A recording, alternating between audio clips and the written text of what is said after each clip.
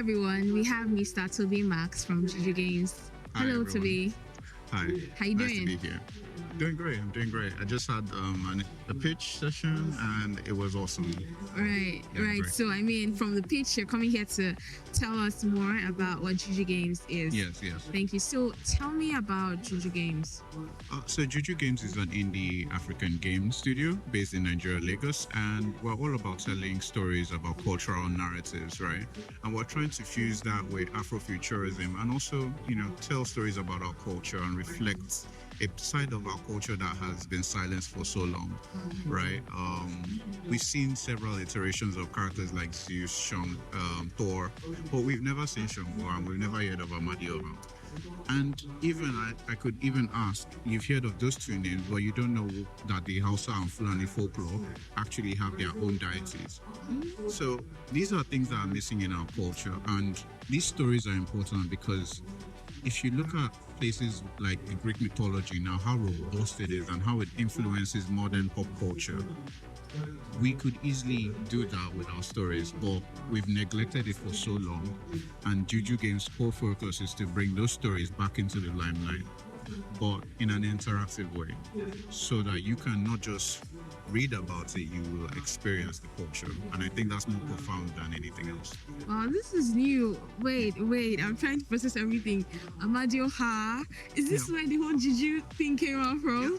I've actually, a bit of my background, I'm one of the co-founders of Comic Republic. Comic Republic is an African comic book studio. Like, you know how you have your Spider-Man and your Batman and things like that, right? Yeah. So 10 years ago, well, actually around 15 years ago, we co-founded this company to tell African stories in comic books.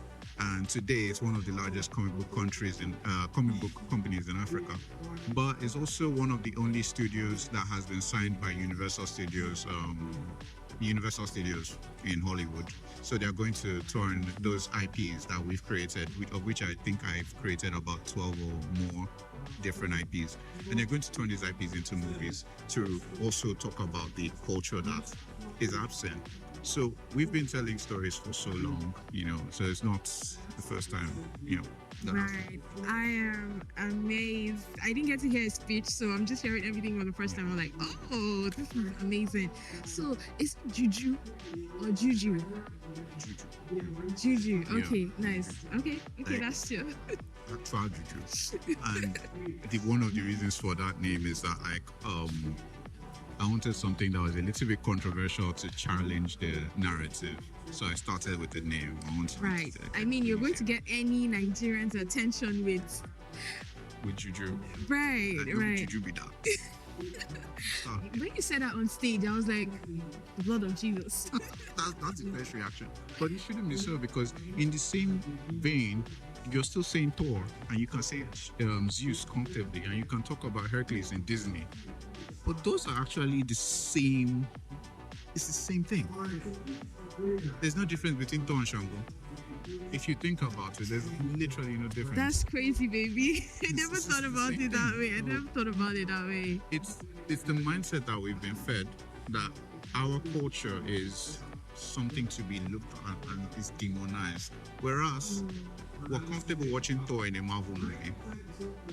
If you think about the actual story of Thor, he's a red-haired giant with 3 faces that eats children.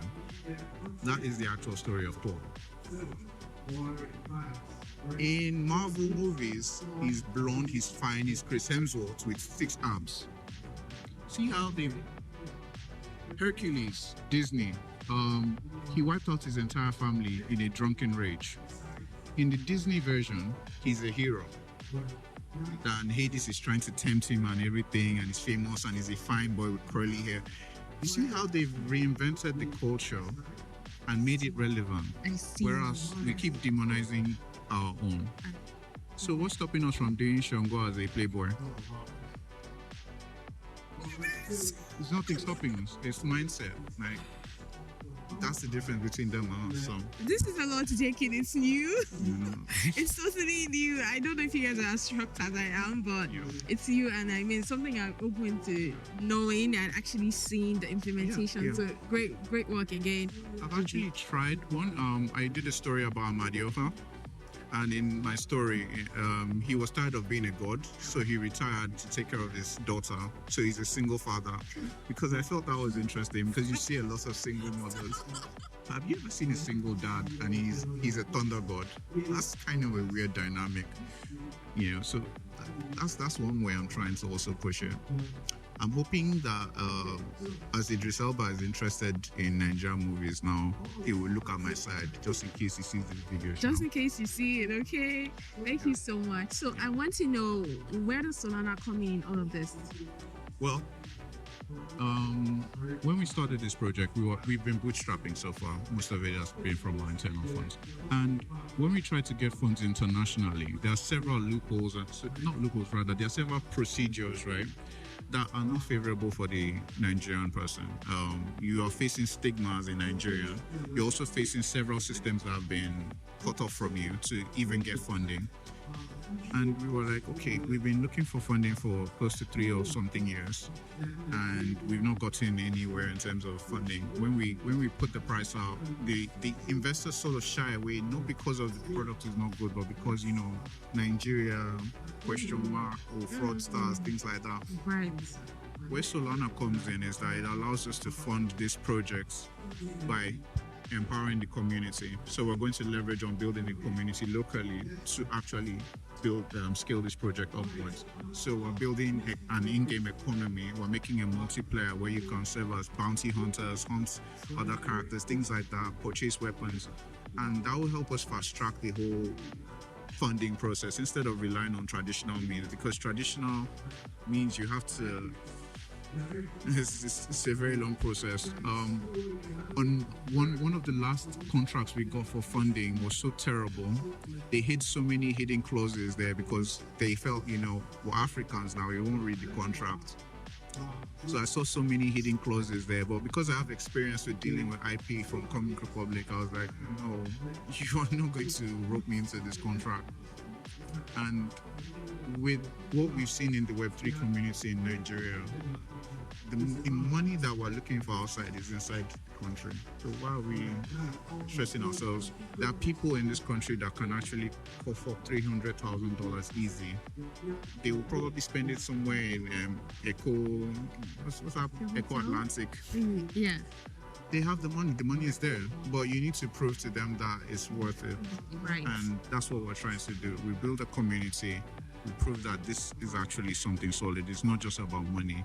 I think one of the problems that a lot of game studios might have is they focus a lot more on profit instead of building a good product. Okay. We want to build a good product that's profitable. So that's the angle we're going. So, you know. Okay, so I believe that any good business would have competitors, right? Yeah. So I want to know, what is your competitive advantage over other game studios currently existing? My competitive advantage, and not to sound arrogant, is that I'm Tobe Max Ezeogu, and I'm one of the most creative people in the country. To think of Amadioha as a single dad, you sure are creative. Yeah, so I know nobody's going to match that background. I'm coming in from a product-heavy, creative background from Comic Republic. With my experience as an artist, a storyteller, that's my advantage, right? While most people are focusing on profitable products or like building one thing that's going to cash out very quick, I'm looking at the long term. Voodoo is built as a franchise IP. So you know how Star Wars, like you can have like different iterations of games of Star Wars. You can have movies coming out. Animation is on one side. Voodoo is built as a franchise IP so that different products can be running simultaneously, right? So that's our competitive advantage, is that we're spread everywhere else. We're versatile. We can be in mobile, we can be in PC, tomorrow we can be in console, we can be there at the same time. Whereas most game studios will only target one platform because that's as far as their creative capacity can reach. Aside from that, I've got a very, very solid team of people who are working consistently like we don't sleep. If you call me at 2 a.m. to 3 a.m., I'm in front of my system.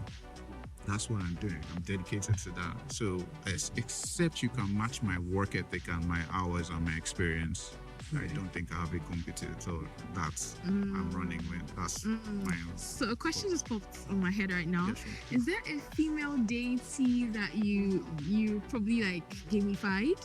Is there? Yeah. So while I was on the pitch, I spoke about Amadioha and Shango, which is the second playable character, right? So let me even talk about the two playable characters in Voodoo. There's Bass Reeves.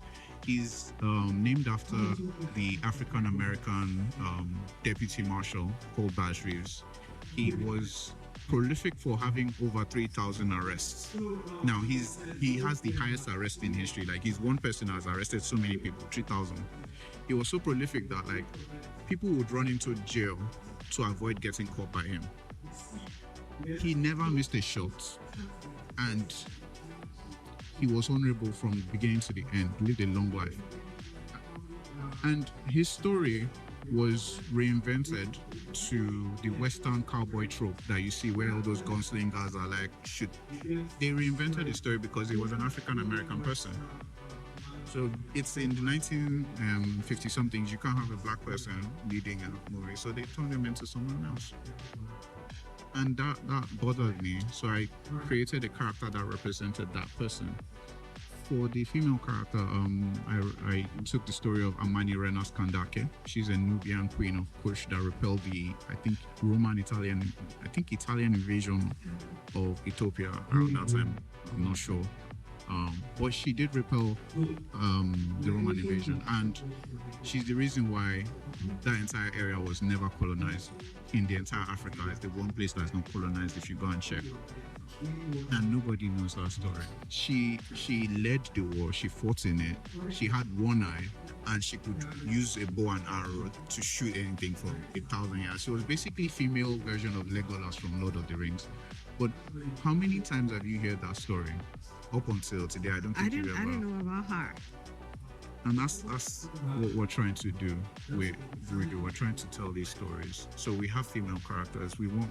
I personally am for the idea of like, you hop into the game, you pick the character you want, female or male, the one that resonates with you. One of the things we want to do is we want to create other characters as well, so you can pick the one that resonates with you. We have in the mobile game, there's a character called Ganja. And he has smoke pouring out of his head, and he speaks pidgin and things like that. And these are the little things we're trying, these nuances here and there. You are going to see characters like Shango and Amadioha. One of the most interesting characters, I think, is Zevioso. Zevioso is the Benin Republic thunder god. He's the equivalent of Shango for Benin Republic that most people have never heard of also. And these characters are going to be all over Voodoo, so you can pick them. And that's, Right, I'm so amazed. Yeah. I absolutely love what you're doing.